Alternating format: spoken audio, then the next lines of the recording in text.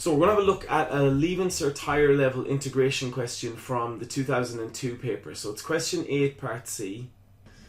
Okay, so we have a really great question here. There's just so much involved in it, and you need a really good understanding of cubic curves and finding their maxes and mins, and also integration to find the area between a curve and the x-axis. So let's break it down.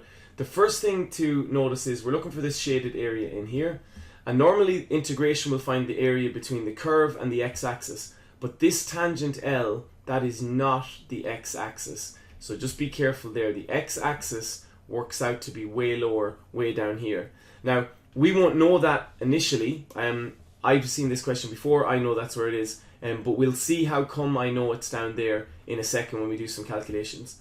So what I'm interested in first is, well, what is this maximum value here? Because if I can find this maximum value, well then that will help me give me the equation of this tangent L, or it'll at least give me what the y value all along that line is. So to find the max, we take the function f of x equals x cubed minus 3x squared plus 5, and we differentiate it, f dash x equals 3x squared minus 6x. And in a bracket, it's a good idea just to call that the slope. This function has infinite slopes, so it has slopes everywhere. I can draw infinite slopes to that function, or infinite tangents that have infinite slopes. To specify a particular slope, I sub in an x value. Now what we're interested in is, at the maximum here and at the minimum, the slopes of tangents at those points is 0. And so we're going to let this slope equal 0 and solve for x. What's the x value? That gives slopes of 0, because they're going to be the max and down here the min. So I let the slope 3x squared minus 6x equals 0, 3x on x minus 2 equals 0, so 3x equals 0, in which case x is 0, and x minus 2 is equal to 0, in which case x is equal to 2. Now I have to sub these values back in to get the y coordinates, but because I know plus x cubed curves go up first and then down and up again, I know that the first value here is the 0. So that's x equals 0. So I know the x value of the max. I'll find the y value in a second. I also know that the minimum occurs when x is equal to 2.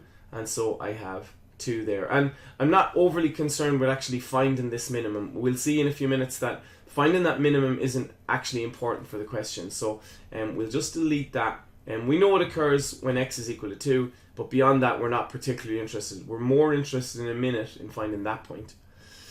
So when x is 0, let's find the y coordinate of the maximum. We're going to sub 0 back into the original function, and we get x cubed minus 3x squared plus 5. Sorry, I should have replaced those with 0. So 0 cubed minus 3 by 0 squared plus 5.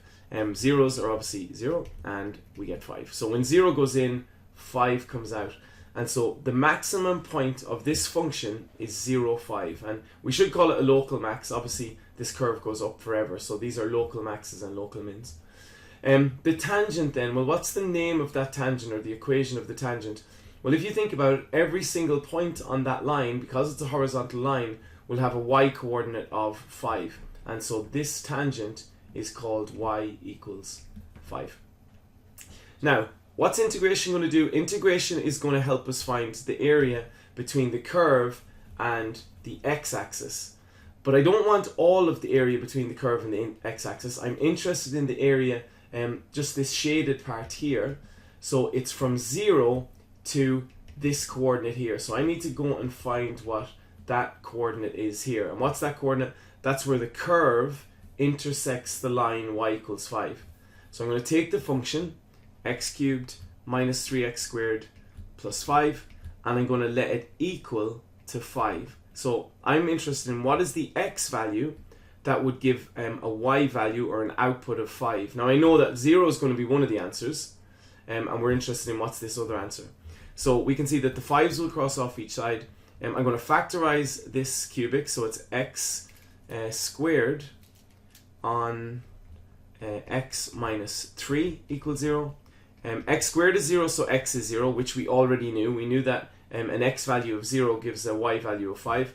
But now we can also see that x equals 3 would give a y value of 5. And so this coordinate here is 3, 5. And so down here we have x equals 3. And you can see the minimum point just isn't particularly useful to us, so we're just going to get rid of that.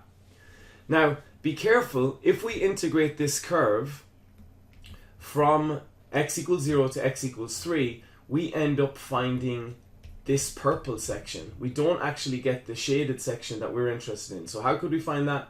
Well, if you see we have a rectangle here from x equals 0 over to x equals 3 all the way up to the tangent, we have a rectangle. And if we take that rectangle, subtract the purple piece that we're going to find by integrating from 0 to 3, we'll be left with the shaded piece. So let's see how we might write that down.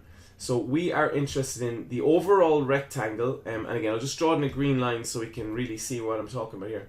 This rectangle here, I'm interested in the area of that. Well, what's the area of that? That's very simple. I'll just write it. Area of rectangle. Area of rectangle. That's that green box. We'll find it in a minute. Minus then the purple piece here, which is found by integrating the function from 3 to 0, and the function is x cubed minus 3x squared plus 5, and then we just put in the notation dx. Okay, so what's the area of the rectangle first of all? Well, area of the rectangle is, the length of it is 0 to 3, so that's 3, multiplied by, well, what's the height of the rectangle? Well, the height of the rectangle is 5, so that's 3 by 5. So the area of the rectangle is just going to be 15 on the next line. Now, minus, integrating this function, we have x cubed goes to x4 over 4, and we just want to put a bracket around this, minus 3x cubed over 3 plus 5x. We've integrated that, and we have to sub in the limits 3 to 0. Okay, well 3 by 5, again 3 by 5 is just 15, so let's write down 15. So that's the area of the rectangle, and now the purple piece is, we're going to sub in 3 first, so we get 3 to the power 4 over 4 minus 3 times 3 cubed over 3 plus 5 times 3, and then from that we need to subtract when we sub in 0, so it's 0 to the power 4 over 4 minus 3 by 0 cubed over 3 plus 5 times 0. The nice thing about all them zeros is that obviously they all cancel, and we are left with the area of the rectangle is 15, and then minus, we'll throw all this into the calculator, 3 to the power 4 over 4 minus 3 times 3 cubed over 3 plus 5 times 3, and we get 8.25, and then finally 15 minus 8.25 is 6.75, and then just put down units squared.